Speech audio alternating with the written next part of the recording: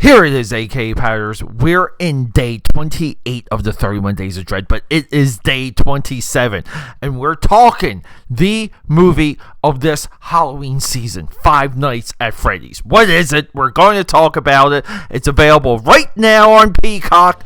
Let's go.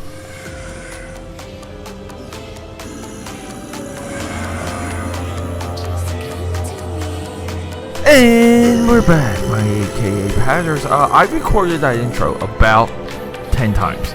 Couldn't get it right. I wanted just to put a lot of info in there. But Peter Adel here, AKAPAD69, known through Philadelphia, PA, Europe, and the vast multiverse as your eclectic one. Welcome to Five Nights at Freddy's. It is now available. It dropped at midnight.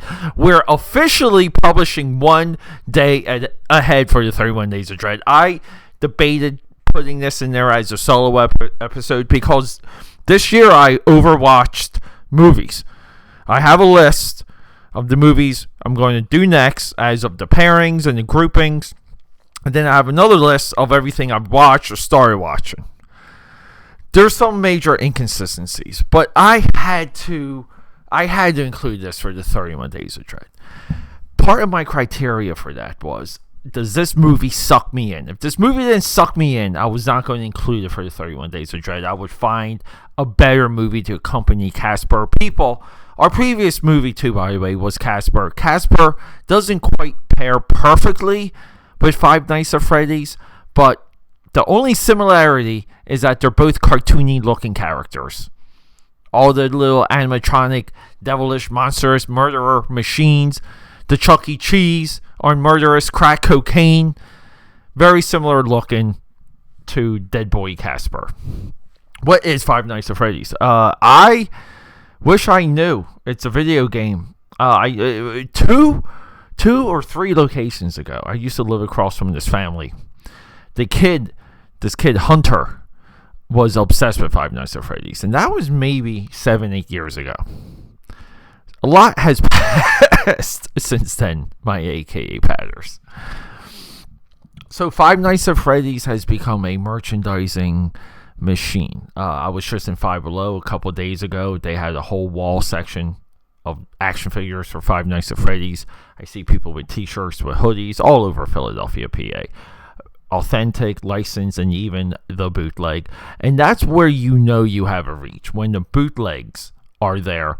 Not only that, when the bootlegs are looking as good as modern day bootlegging does. I love modern day unlicensed everything. I think a lot of these companies do it better than those who pay for it. A little bit of a broken system there. But people, if you've seen our previous 31 Days of Dread movie, Nicolas Cage, Willy's Wonderland, you have seen this movie. The similarities between Willy's Wonderland and Five Nights at Freddy's is striking. So we have a Chuck E. Cheese with animatronic singing characters. Somehow along the way, these animatronic performers get possessed by something with cruel intentions, pun intended there. And then, we kind of have to either defeat them, kill them, avoid them. There's going to be idiots that show up thinking they know better. They're going to die. And we get this, horrific murder, blood, just horrific stuff. And then the camera zooms on the dead robot face, right? People, this is a great formula. It's now a horror genre formula. I think it works. I think it fits. I think these movies are fantastic. I love Willy's Wonderland. I loved it. I don't know. So many people came in against that movie. A lot of people are coming in against this movie. The two movies have different intents. There's different plots. Five Nights at Freddy's, in its core, is a movie about forgiveness. We have Josh Hutcherson from The Hunger Games. Now, Josh Hutcherson, he is amongst this category. It's a Peter film buff, AKAPAD film buff category. Actors that I thought would ascend into absolute glory and absolute greatness that didn't quite get there. Josh Hutcherson, Emile Hirsch, the John Connor from Terminator 3 Rise of the Nick Stahl. Nick Stahl, Emile Hirsch, Josh Hutcherson. These three actors I really thought would take everything over by now. Each of these actors, I believe, was up for multiple superhero roles. So it maybe shows you the importance of getting some of these roles, people. He's fantastic in this movie. He has this regret, this remorse. There's a longing in him.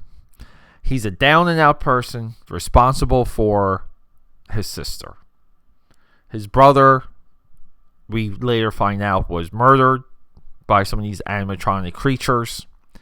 And you guys can kind of see where it goes. Matthew Lillard from Scream's in this movie. He turns out to be the bad guy. Moving forward. So what does this movie offer? Why is this movie an awesome recommendation? Why is this movie fun? Because when you pair it with Willy's Wonderland, we get to see the same ideas played out differently. Wonderful. I think 10, 20 years from now, these two movies are going to be looked at as the foundation for a lot of these ideas, movies, and tropes. The future AKAPAD film buffs you guys will go back, listen to these episodes to figure out what I thought, to track the growth of it all. But this movie is fantastic. It's just fun to look at. Everything's well acted. It has a deeper plot. Familiar faces. I like the look of this movie.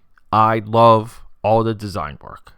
I'm on board with how ridiculous this movie is. I'm on board with not taking this movie seriously. I think a lot of people aren't.